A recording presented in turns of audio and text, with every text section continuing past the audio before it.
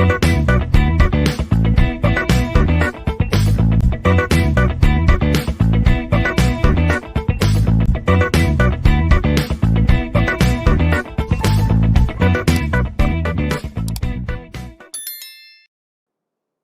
hello everyone, let's welcome back to Web Technology Lab.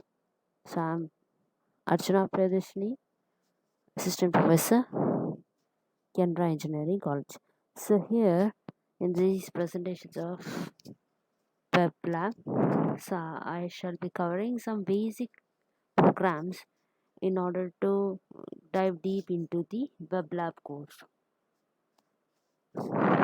So we'll run through several programs and then discuss the HTML concepts side-wise while explaining these programs.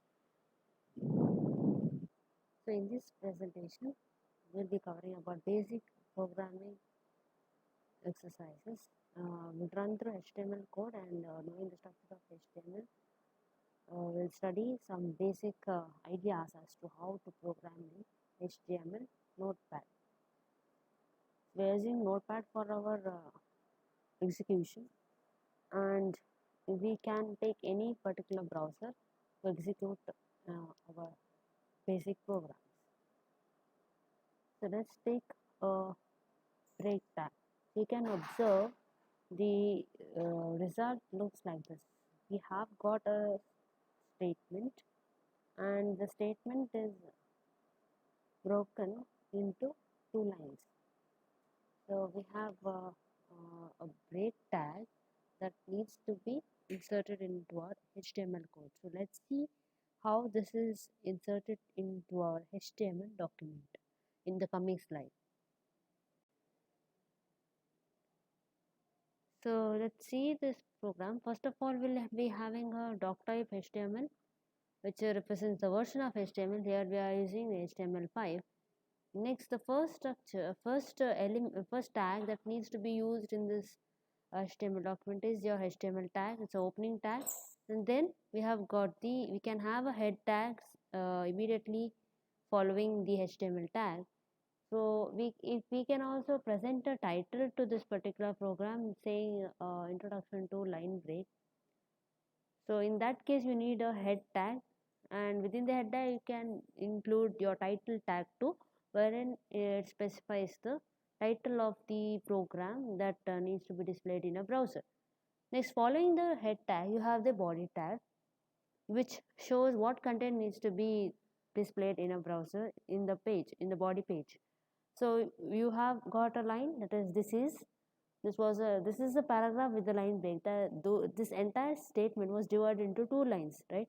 So this is was one line, the first line, followed by a break tag. We need to insert a break tag whenever we want to divide the paragraph into different lines. So the normal flow of execution is broken into two lines.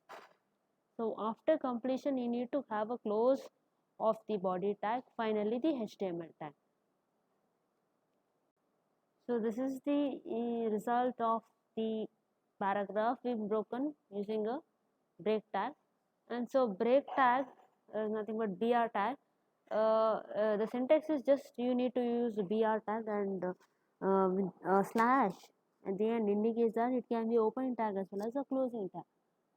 So this is used in order to break the statement into several lines.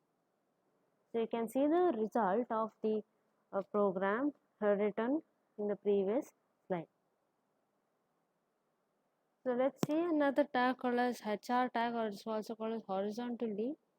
And the parts of the document can be separated from each other just by placing a horizontal line between, and therefore we can make the document easier to partition it. So this is the best way of partitioning a document, and these lines are called as horizontal rules, and the block tag that creates them is the HR tag followed by a slash.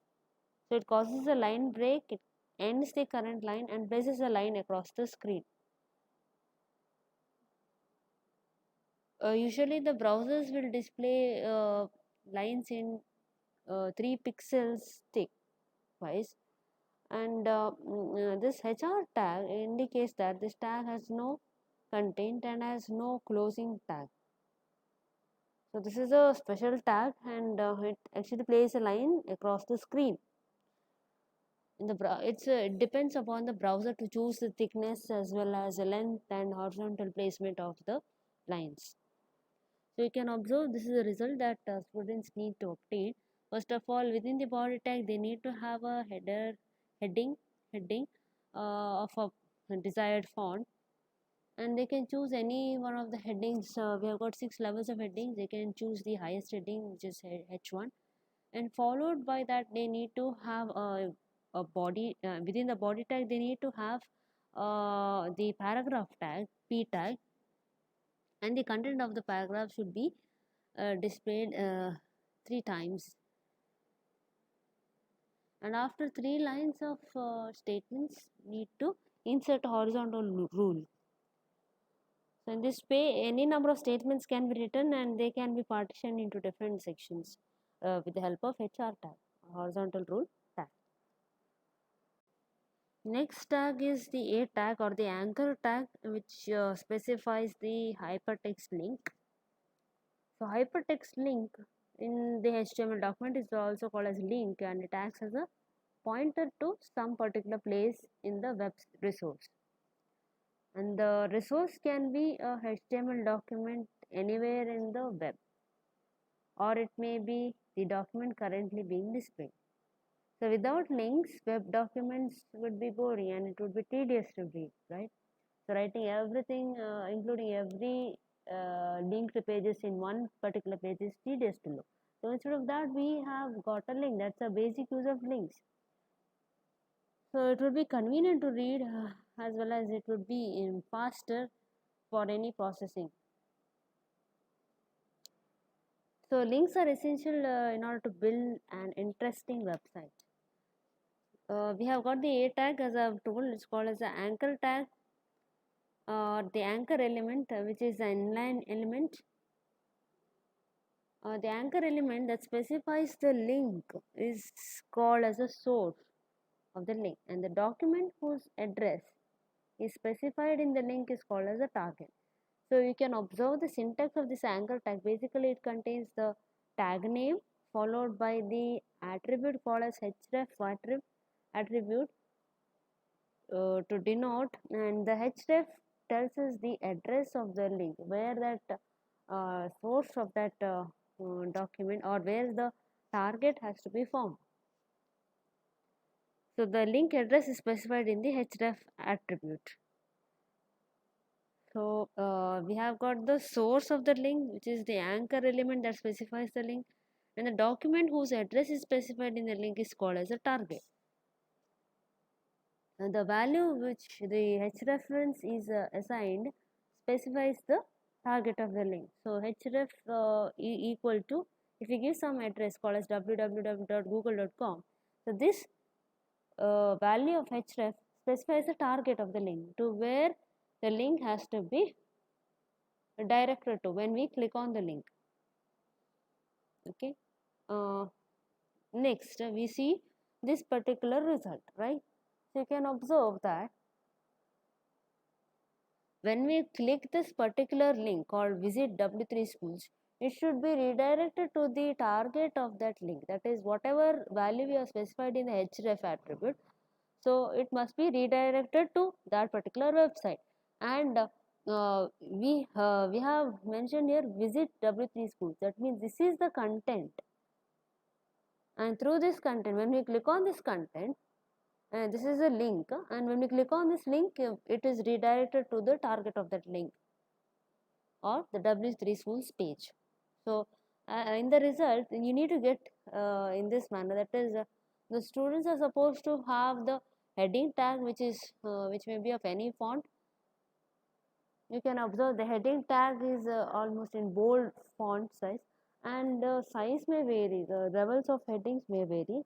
And next, after the heading, they need to include a paragraph tag, which where the content is as mentioned, and followed by that you have the reference or the link. So here this is the syntax of how to denote the href attribute. First of all, we have got the anchor tag, and then we have got a href attribute, and the value of this href specifies the link, target link to which this address is to be taken to.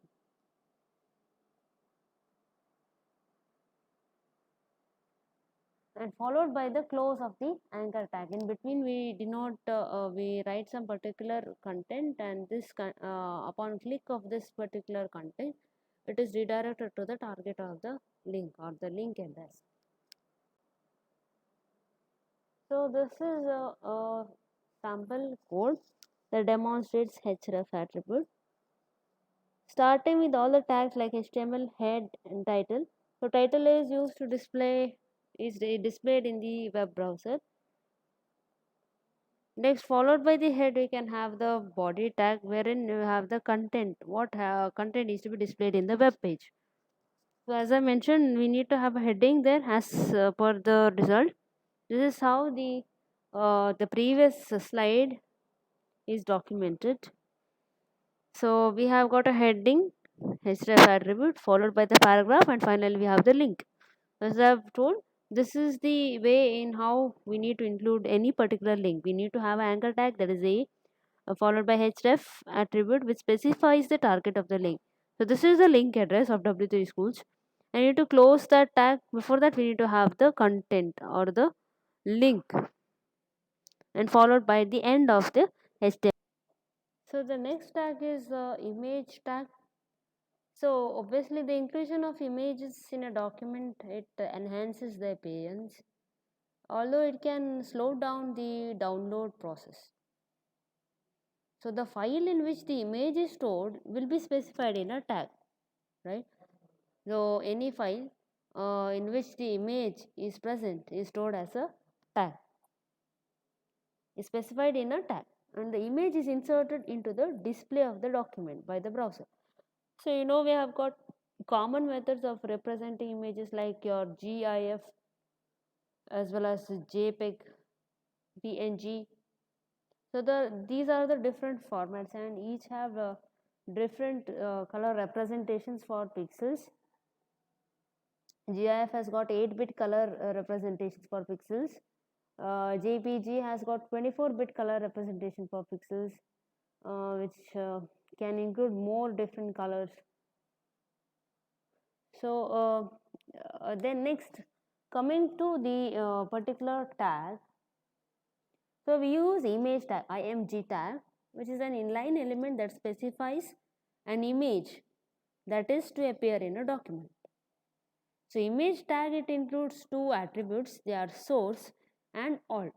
The source, it specifies the file containing the image, which file contains the particular image, and alt specifies any text that has to be displayed when the image is not when it is not possible to display the image.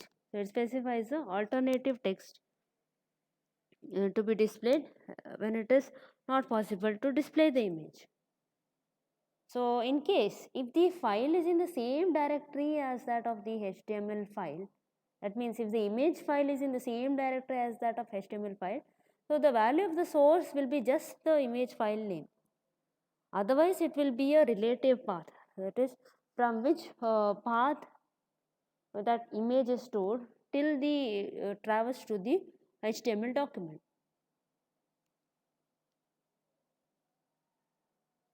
So next we'll see the different attributes of image. The image can also have attributes like width as well as height. You can specify the size of the rectangle for that image, how it should scale.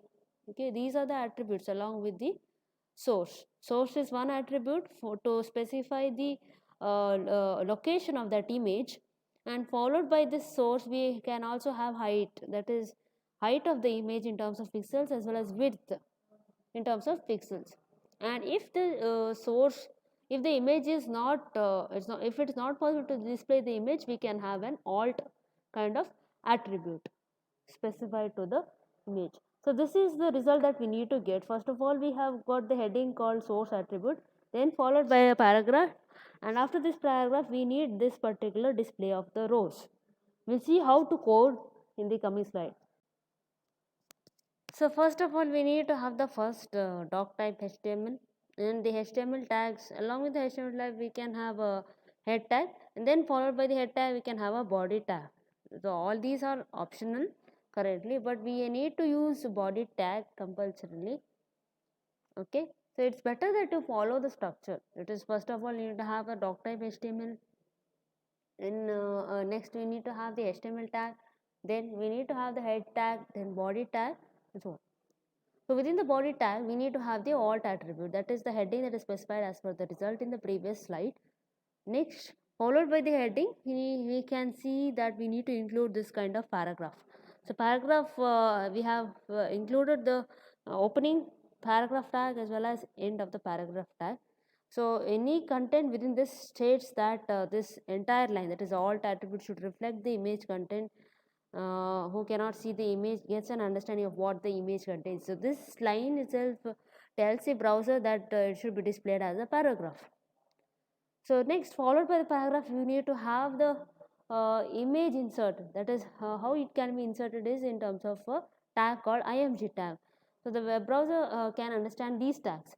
So img tag and followed by the source. src is an attribute of img tag, and then source contains the location of that image.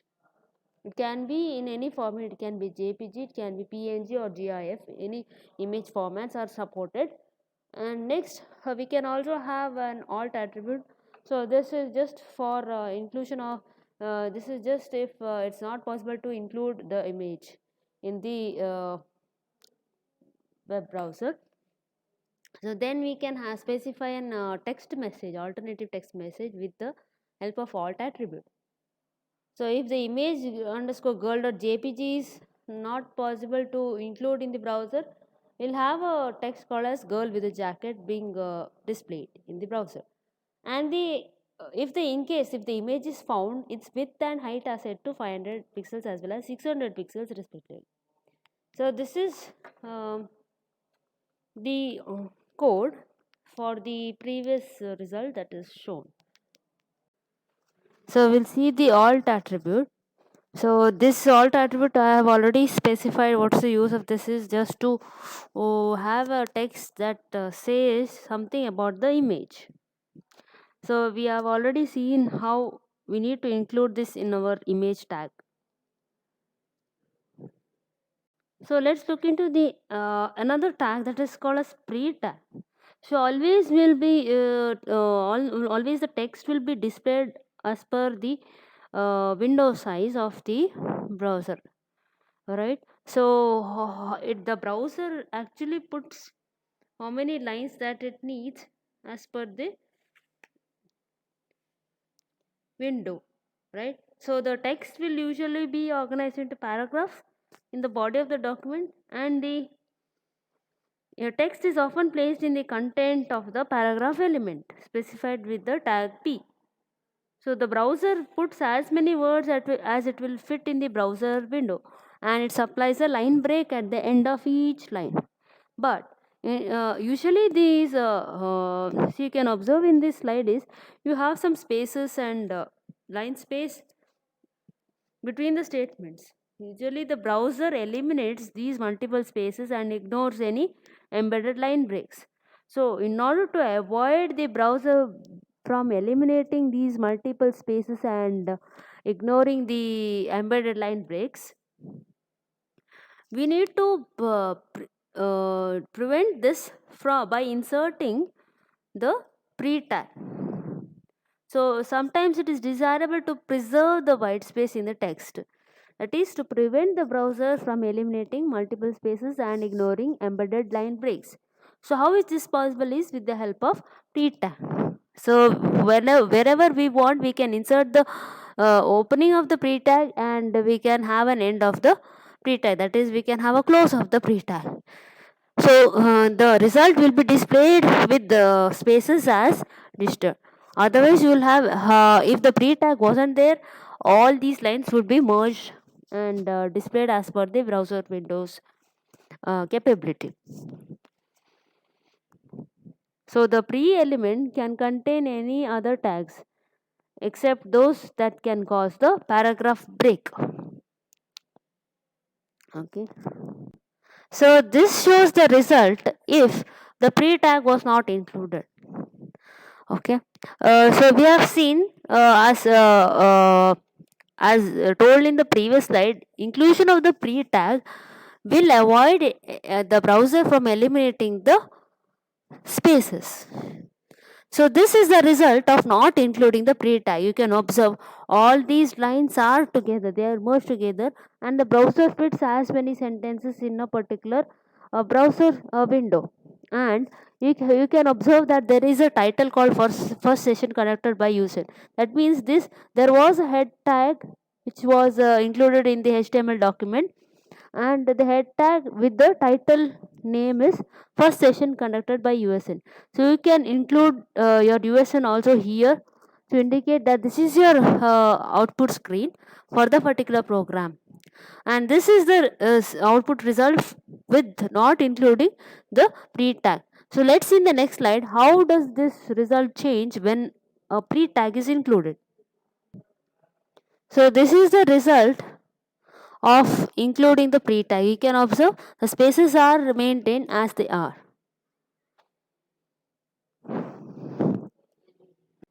So let's look into another concept called as block quotations.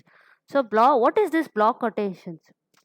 So sometimes we want a block of text to be set off from the normal flow of text in the document, right? We want some block of text to look different. That is from the normal alignment, it has to be aligned in a different manner.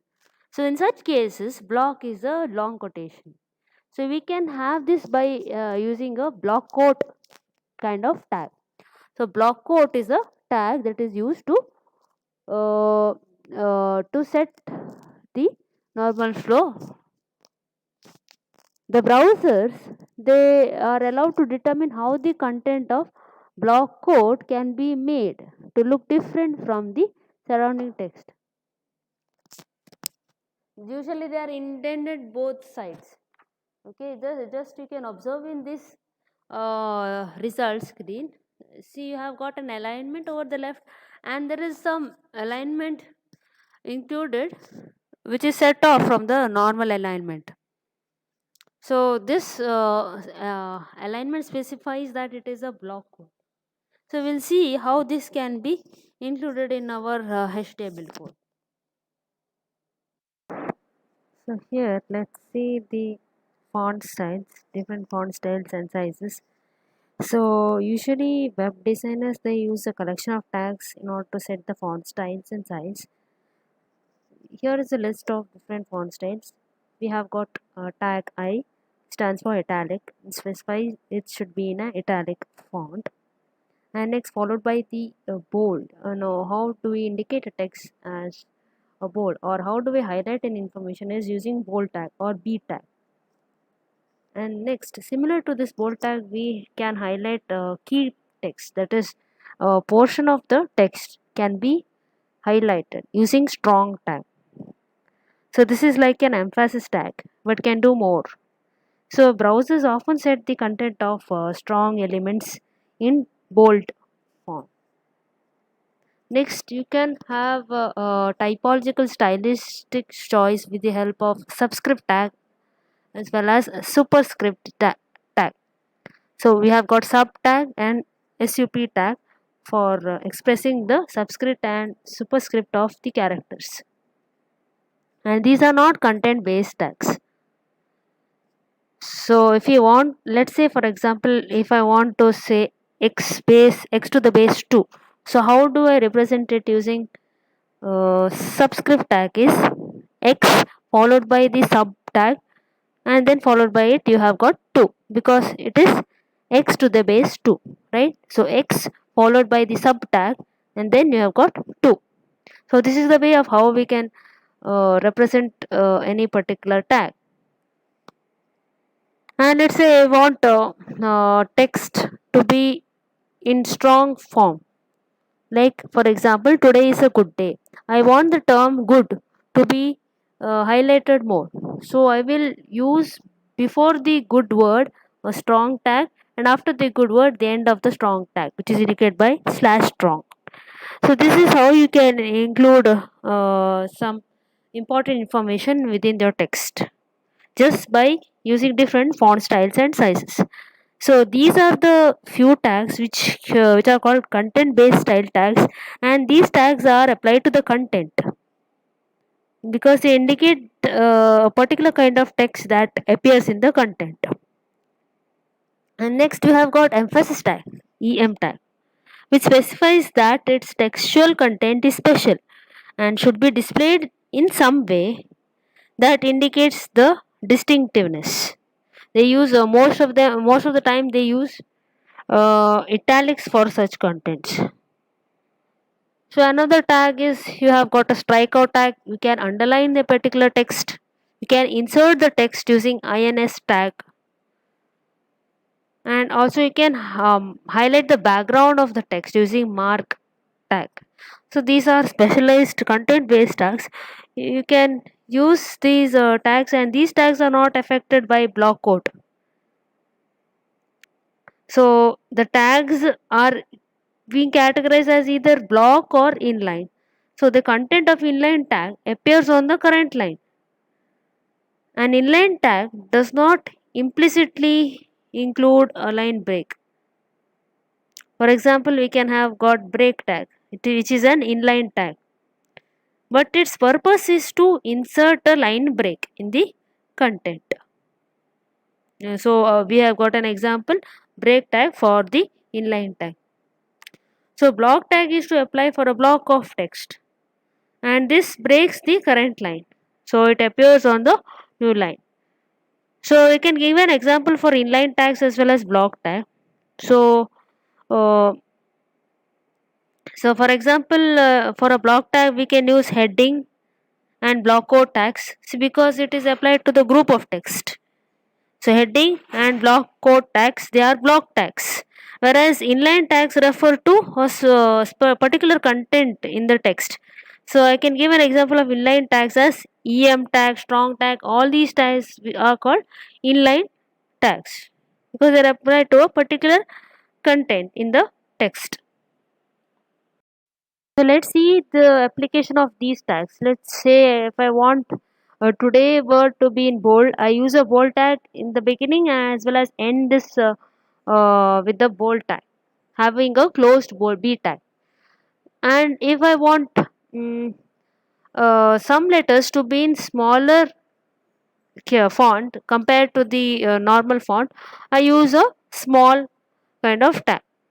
And I may also italicize a particular group of text, that is here I've italicized. Let's see some sample programs. So in the beginning I've inserted a tag, italicized tag, followed by the end of the text I use a closing italics tag, and then you can observe there is a small tag. So this sentence, that is let's see some sample programs, are displayed in a smaller font compared to the previous line or compared to the any line. Next,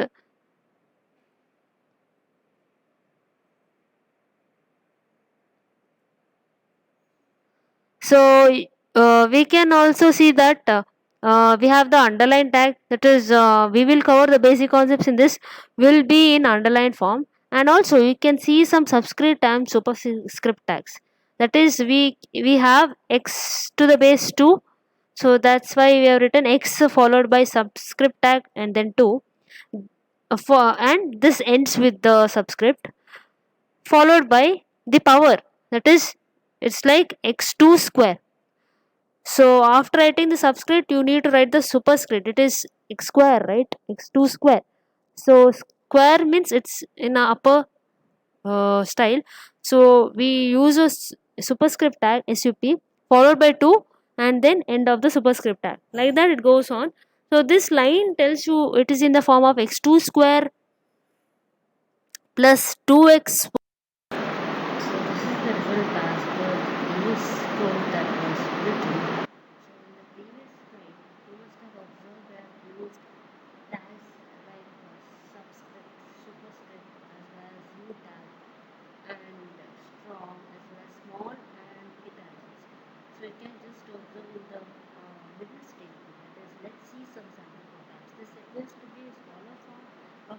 the others. And the first word is indicated by the B tag, it is in bold form. And see how these subscript and superscript has appeared so nicely. See, x2 square plus 2x1 plus y equal to 0. Right? So all these equations also can be written very nicely with the help of tags. So that's the beauty of HTML. So in this slide you can see a table, and the table it contains two rows, and there is a particular column that is with the column name, with the column heading called name. Okay, and this column it spans two columns, right? And there is a header you can observe in the table. So basically what actually is a table, why do we use it? So table is nothing but a matrix of cells, and the cells in the top row they often contain the column labels. For examples, you have got name and telephone as column labels, and those in the leftmost column often contain row labels, and most of the rest of the cells they contain the data of the table. For example, these two are nothing but their table headings, and the way of how we need to represent it in a HTML page is with the help of tags. So let's look and see which are the tags used to represent table headings, what are the tags used to represent table row and table data. For example, we have got two rows here, and the first row we have got the headings. So the way of expressing the rows is with the help of tr tag. Okay, we have got tr tag to indicate that this is a row, and within a row we can specify if any headings are available. So you can observe in the first row we have got the headings. So the headings are denoted by th tag. So table heading, and it follows with the close of that heading tag. So in the next row you can observe the values are given to the headings, right? So they are nothing but the data of the particular cell. So table data is indicated with the tag that is td. So td tag is used to represent table data. So you can see how this result should be displayed along with the code. So we had seen a table, and the table contains a particular border. So this we can specify CSS style properties to that particular table. So as to say, what is the pixel width of that table, okay, as well as whether we need to consider individual data as separate borders, or we need to collapse these borders altogether. So such CSS properties are first of all can be embedded in HTML. So you can observe whenever we want to embed some styling features to the HTML document, we can use CSS, and CSS property it comes with the style tag and ends with the closing of the style tag. Within the style tag we can specify any kind of CSS properties. For example, for the table, along with table heading and table data, you need the borders of each of these cells to be 1 pixel solid black. And also, for the borders of each of them should collapse. That means I had got name and telephone as a separate cell, right? Actually, it is indicated as a separate cell. You can create separate borders for name, separate border for telephone, but here what has happened is you have collapsed the borders totally together, that is name and telephone all together. Okay, so this is how we can change the property of the features which are available in HTML using CSS. So same thing you can observe, padding property of CSS has been applied to table heading and table data. So padding refers to the width between a particular cell. So let's say name is enclosed in one border. Okay, name is enclosed in a border and telephone is enclosed in another border. So what should be the gap between the name and its border, and what should be the gap between the telephone and the border? So that spacing is controlled by padding. Next, coming to text align. So in text align, we can specify how to which location. I mean, where should be the alignment of the data within the table or within the particular cell. So whether it should be left aligned, whether the data should be in center or right. So that we can specify using CSS property called text align. And in the next slide we'll see how will the body or how will the content be displayed in the web page. So this is how the body tag looks like. So within the body tag we need to specify what contents are to be displayed in the browser. That is, for example, so let's say we want the first line in the web page to be the heading. We need to give the heading tag or heading H1 or H2 or H3 or H4, any one of the 6 levels of heading we can specify as a tag. So here we have taken H2 heading tag, and this we have got the content, that is cell that spans 2 columns, as the content of the heading. So after that you can observe the browser inserts automatically a line. So there will be a space that is reserved by the browser after the heading, and followed by this heading you have got a paragraph. So we need to specify in terms of p tag. So any text that is to be displayed as a paragraph should be prefixed by the p tag and should end with the close of that p tag. Okay, so after this paragraph, you may have observed the table being displayed. So this table can be indicated with the opening of the table tag. So we have got a table tag, that is the opening of the table tag, and followed by at the end you have got the close of the table tag. So within the table you can specify what should be the rows, what should be the heading, what and all should be the table data. So first of all we need to mention rows first. So rows are indicated by tr tag. You can observe the rows are indicated by a tr tag, right? And also these we can see that there is a name in as a table heading. So this is the first row, right? This is the first row, that is name and telephone is the first row, but that first row should be indicated as a heading. So we use th tag and close of that th tag. That is the first heading. Name is the first heading. Next, within the same row you have got you have got another heading called telephone. Okay, so telephone. So what this indicates is the telephone should span 2 columns. It is like saying the data, that is 55577,854 and 55577,855 should be split up under the heading telephone. That means telephone heading should span 2 columns. That is why we use column span, COLSPAN, as an attribute of the table heading tag.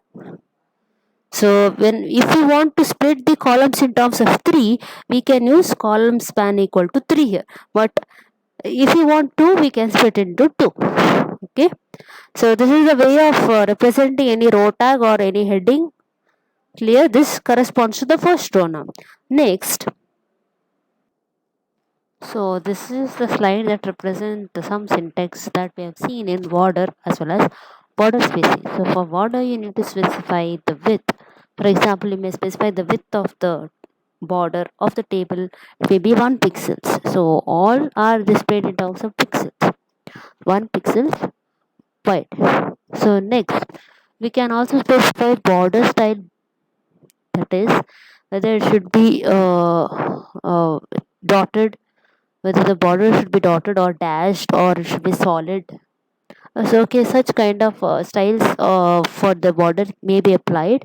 So as we seen, we have applied 1 pixel solid black in the previous code, right? So black, they have specified a color for that.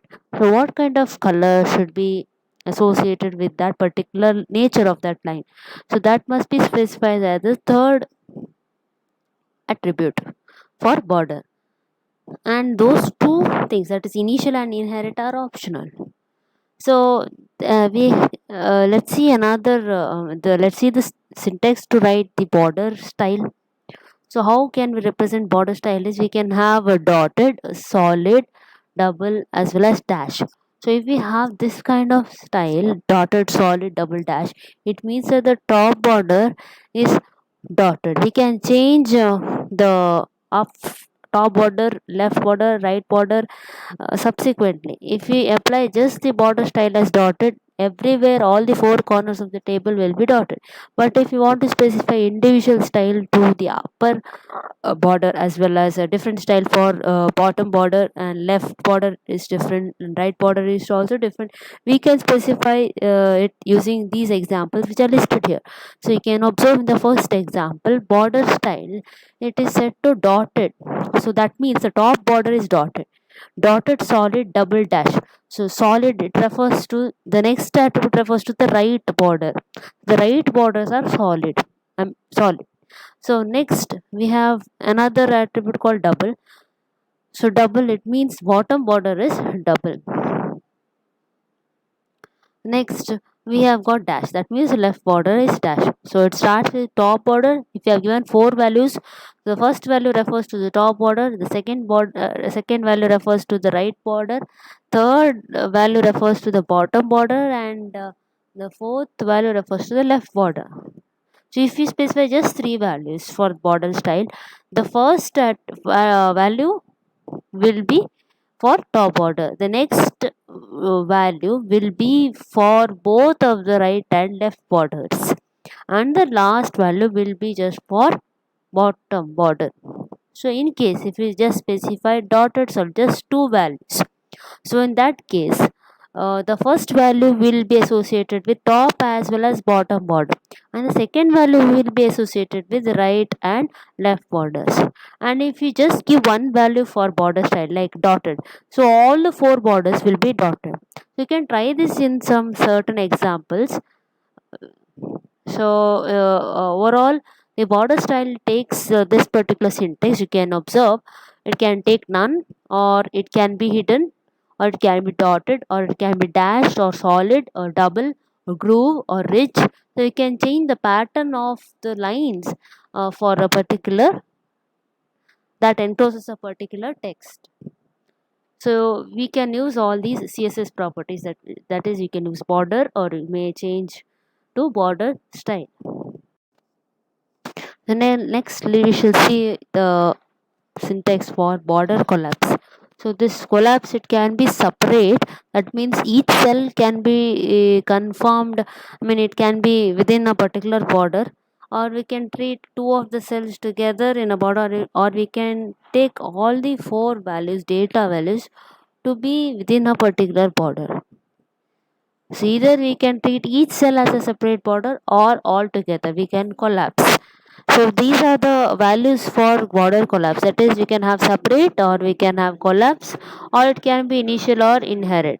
So you can observe separate means that the borders are separated. So each cell will be displayed in its own borders.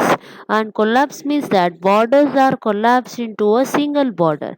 So if possible. And initial, it means that it sets the property to its default value, whereas inherit inherits this property from the parent element. Here we look at this particular screenshot. So this is a trial for students. Students have to put their efforts in order to get this particular result.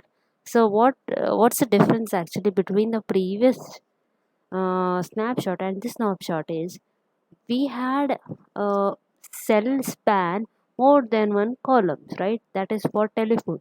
But here there is a cell that spans two or more rows.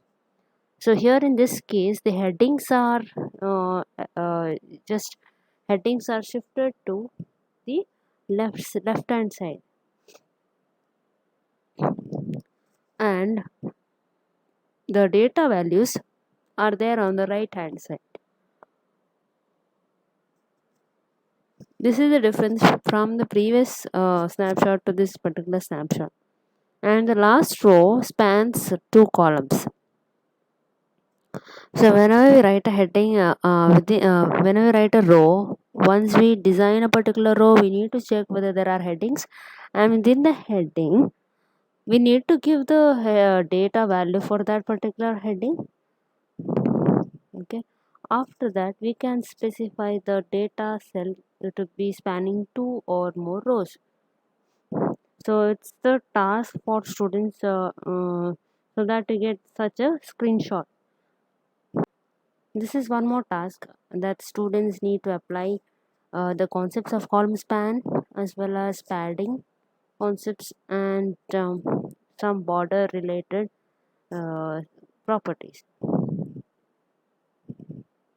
So here you can observe each cell is treated individually. So like in previous you have seen all the borders were together, but here each of the data is taken to have a separate border. So just apply what has to be within the style tag and how this particular screenshot is to be obtained. Just think out and bring out this particular result. So this is a task for the students, and they need to apply the concepts that was told in the previous presentation.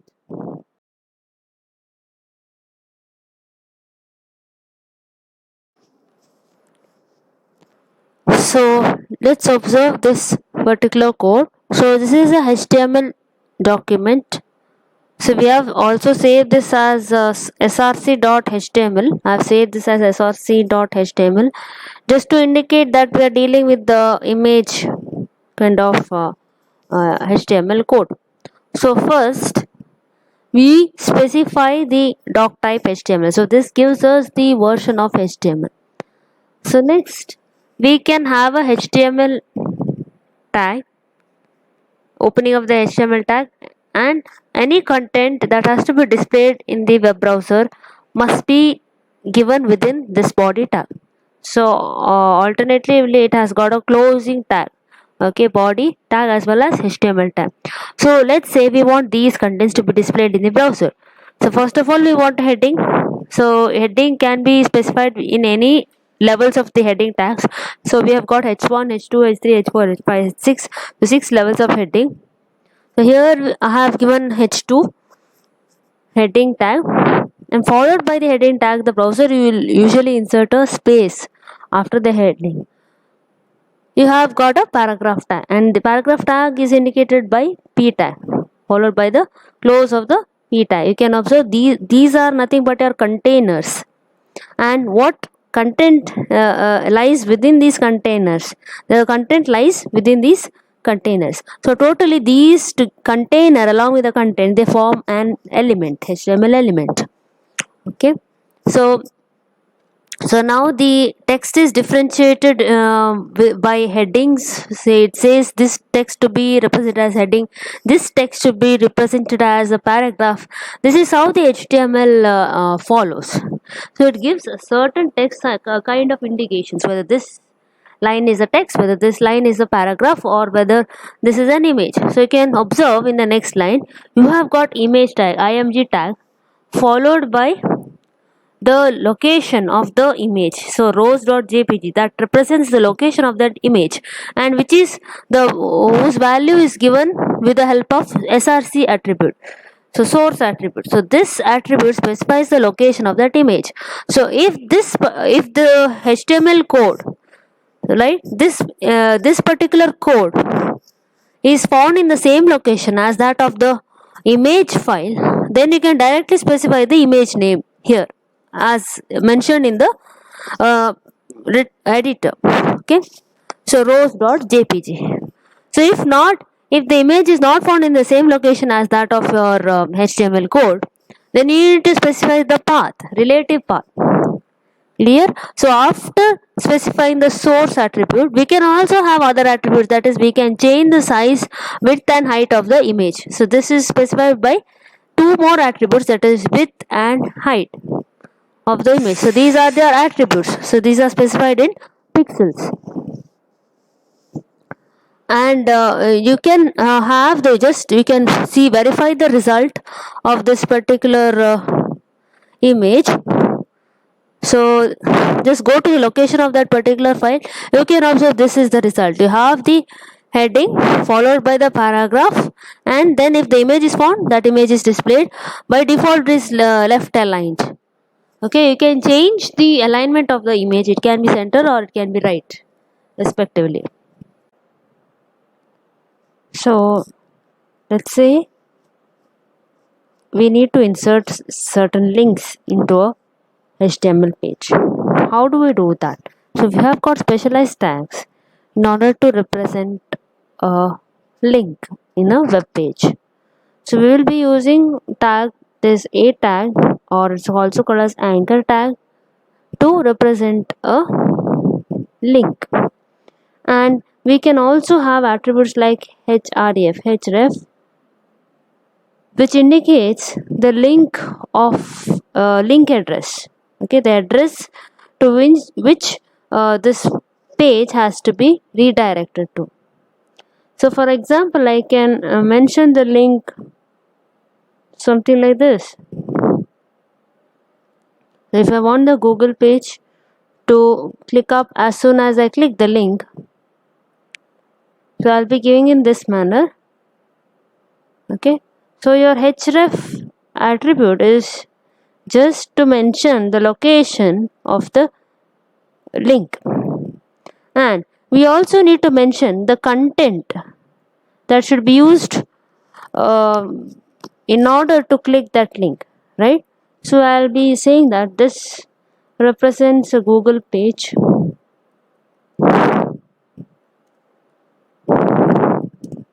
You can observe how this content will look when you see in the browser, and followed by the close of the anchor tag. The anchor tag is closed by /e. So now, but where I have to include this? So obviously it's in the body, within the body tag, right? So let me have a paragraph inserted above this. So to include that, I'll be mentioning a p tag. Okay. So let me have a text saying this.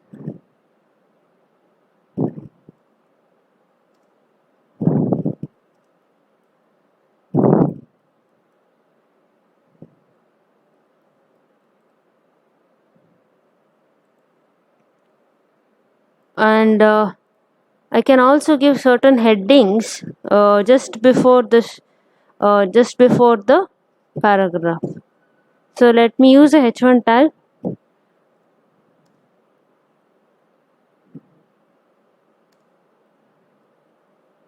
For this purpose, and let me also have HTML tag. Okay, so I will end this HTML document. This first of all, I'll close the body tag and the HTML tag correspondingly, and I will save this file as link.html. Let's say I save this as link.html. Okay, so just locate the file where it is found. For example, I know that it will be present here, so it has got link.html. Just click on that source. You can observe that I have got just the headings, and I have got just hyperlinks are very interactive. But what about the link? So you can just observe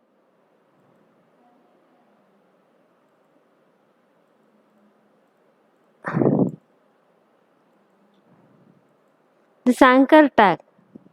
Okay, you have it's very clear that the links are not represented in a manner that is required. So this kind of notepad won't show errors. It will just not display any particular image. So now I've included the close tag, right? Now you can observe. So let's see whether the page is being displayed with the link. Okay, let's go to the location now. So let's go to the location. So let's click on the link. Yes, you can observe the link. What was the content of the link? This represents the Google page. Now let's click on this link. So you can observe that particular Google page is open. So this is how you can make the web page interactive using links. So let's see how to add some effects, that is effect of any particular text. For example, if you want the text to be in italicized font, or if you want the text to have some different kind of font styles, okay, or if you want to strike out a particular text, how could we add these kind of font styles to our text? Okay, let's say I have this HTML tag in the beginning. So let me also decide to include a title for this particular code. That is, let me say this title to be to include some particular font styles. Okay, let me say I want to include some font styles. So I will say to demonstrate font style.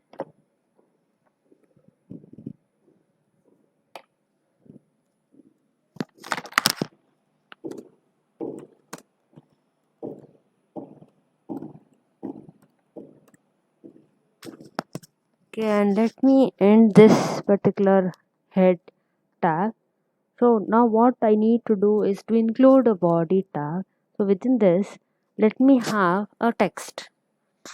So the text, they are included within the body tag, right? So let me have the text. Let me say that this, I have a tag called let me say bold tag. Okay, so let me have a B tag which represents bold, a bold kind of fonts.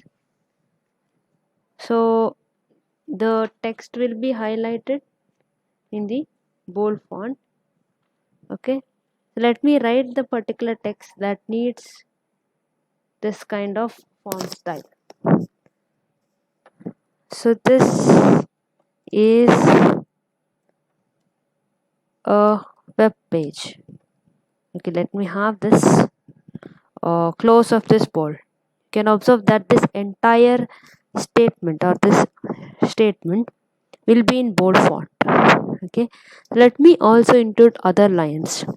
So if I want kind of monospace font, or if I want particularly to include a kind of code, okay, something like this, I want to represent it in terms of code, so I use a code tag. So this actually specifies a monospace font, and it's usually for program code. Let's say I write this kind of thing, that is cost is quantity into price. Okay, some kind of formulas. So you can express this in terms of code tag. Okay, it will be represented as it is.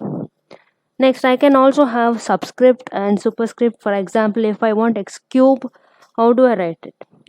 Just x cube plus y cube. How do I represent this in terms of tags? X cube, it is a superscript, right? And similarly, y cube is also superscript. So after the word x, you can give the tag and the number. For example, this will tell you it is x cube. Okay, so if that superscript is done, you close it with the corresponding tag slash superscript. And along with that, if I want a y cube, so I will be writing it in a similar manner. The superscript number is 3, and I close this superscript tag. So this is all I want in my web page. So I will close this body tag followed by the end of HTML tag. So let's see. Let's save this file first of all. Let's save this file. Let's save it as font styles. Okay, font style .html. So now let me check what we need to get is we need to get a bold kind of font for the statement, and then we need to get it as a code and a subscript. So let's check out the location of that particular file. So the file name was font style. So let's see how did it display. You can observe we have got a bold font, and cost is quantity star price. You can observe it is the font style. See, it is in terms of your code, how the codes are written in HTML page, or how the HTML page will be written in the same font. The cost is equal to quantity into price is represented. Along with you observe xq plus yq. The superscript are expressed in terms of respective tags associated in our HTML. So this is how we can develop any particular design any particular web page. So now I have just included this style tag within the previous table. You can observe the other contents are same as it is. I have just included the contents are same with the respective headings and table values, but just the style property is included is embedded onto the previous table video session. So what's the change? Actually, you can see that the CSS property called border is applied, and border collapse also is applied. So we have specified the table border, table data, table heading. All these borders should have 1 pixel solid black. So we can also specify this to be 6 pixels solid black. There is a standard format of writing this border. Okay, we need to first of all specify the pixel width of the borders of the table, and then what is the type of the border, whether it's solid or whether it's dotted or whether it's dashed. So this kind of property has to be mentioned as a part of the border attribute, and then we need to specify the color. Okay, so this says that all the 4 borders are solid and all the 4 borders are black in color. And border collapse property tells us that all the 4 borders should be collapsed and it should not be treated separately. So for example, there are four different data items. That is, if there are 2 headers and 2 data values for those headers, it should not be the borders should not be created separately for each of the data set. They should combine together. So that is meant by collapse. Okay, we can include that property as well as some kind of padding as well as text align. So whether the text that we have created, for example, we have created text, right, name and title as a heading, whether this should be positioned in the middle or whether it should be positioned in the left or to the right, that is specified using text align property. So where has this to be applied is to the table data and to the table heading. That's why this is how we need to mention table heading along with the table data. So both of them should have text align to left. And what is this padding? Padding property is that it specifies the length between the data content to its border. Okay, so it is like it specifies. So let me show you the output of this. So we have set the padding to 5 pixels, right? So in the next for the next trial, let me change this padding pixels to 10 or 20 or so, and just see the change or see the difference. So let's execute this code. So we have saved it as table.html. So let's check the result. Just click on the location. You can observe the thickness. See, the thickness is set to, what is the thickness? We have set in border attribute of CSS style property. We have set the border attribute to, you can observe 6 pixels, right? So it is 6 pixels black. So now if I change this to 20 pixel, you can observe a drastic difference. And let me change this padding also to, let's say, 50. Let me save the file once again and click on the, or you can reload that particular web page. So the web page is here, right? So just reload this. Oh yes, see the thickness. So you can observe this difference has changed, is it not? Just tally with the previous one, that is, in the previous one you had observed small variation from this. There's a small gap from name to its border, and the small gap from title to its border. Now when I increase the padding's width to 50, the space was increased from the content to its border. So this is meant by padding. Okay. And next, I've also increased the border length to, I think, 20 pixels, if I'm right. I've increased to 20 pixel border length from 6 pixel. Just you can observe the difference. So it has thickened, the border has thickened. So in this way you can style some features. Similarly, if I want to change this border style, I can also specify the border style. So let's say I want the border for the table to be dotted up. Top border should be dotted and the bottom border should be dotted. And then if I want the right and left border should be dashed. So in this way I can mention. So this specifies, this border style is also another styling attribute in CSS. So if I want the top and bottom borders to be dotted pattern, and if I want the pattern for right and left borders to be dashed, so this is how I can give as a CSS property. So just observe this result. So just click on the location of that particular file where it is located. You can observe the result. So you can just see that the top and bottom borders are dotted and the side right and left borders are dashed. So this is how you can change the modify certain attributes pertaining to the